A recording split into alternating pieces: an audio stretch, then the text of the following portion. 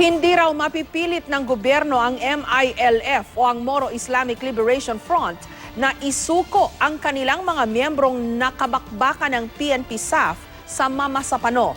Nanawagan naman ang isang senador na sibakin ang dalawang nasa Government Peace Panel dahil sa di manoy pagkiling nila sa MILF.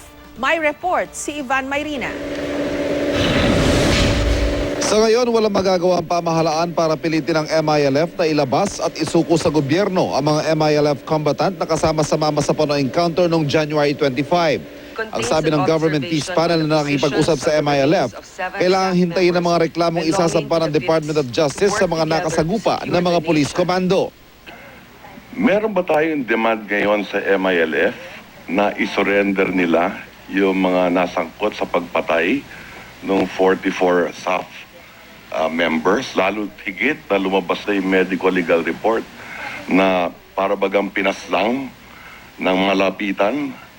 What we have put forward is full accountability. With regard to surrendering of persons, I guess we will need to await for DOJ to say who exactly is it that they want to be surrendered and on what charges. Because until that is done, we do not know whom to demand for.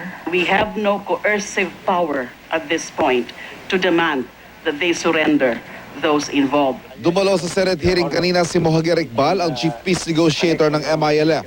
Ani Iqbal, malapit nang matapos ang investigasyon nila sa Mamasapano incident. The investigation of the MILF regarding the Mamasapano incident is not yet finished. But I think it's around 90% finished because there are issues that would require further validation on the ground. And aside from that, Your Honor, we cannot release it because our chairman is not around. He's in Saudi Arabia on... Pero hanggang sa ngayon, halos isang buwan na matapos ang Mamasapano encounter, lumalabas sa malaki ang kinalaman ng koordinasyon kung bakit nauwi sa 44 ang mga komando na nasawi. Kinwestiyon ng mga senador ang Joint AFP-PNP Operational Guidelines for the Ad Hoc Joint Action Group. Ang sabi ng DOJ, hindi malinaw sa ngayon ang konteksto ng probisyong ito. Kung pwedeng wala ng koordinasyon kung high-value target ang operasyon, o dapat pa rin mag-coordinate kahit sa loob ng 24 oras bagong operasyon. If we go by the very language and the tenor of that particular provision, it would seem that the exception is what is stated, that except for high value targets, the 24-hour rule will not apply. But that can also be interpreted to mean that in case of high value targets, it need not be 24 hours, but maybe less than 24 hours. Or maybe no coordination in cases where the military or PNP feel that their operations will be endangered. Exactly, sir. That's So, right. and I think it goes to the intent.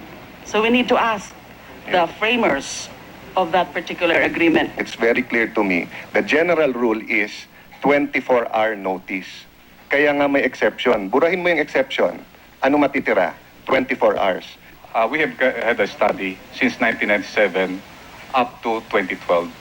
Because of that rule, we have 256 killed and 570 people have been maimed because of no coordination. Kaya ang pangamba daw ni Cayetano, mauulit at mauulit ang Mamasapano incident. Madam Chair, while we cuddle terrorists, we will always have a Mamasapano until the government says that enough is enough. I believe if we will insist that there is no coordination, we will have Mamasapano incident again.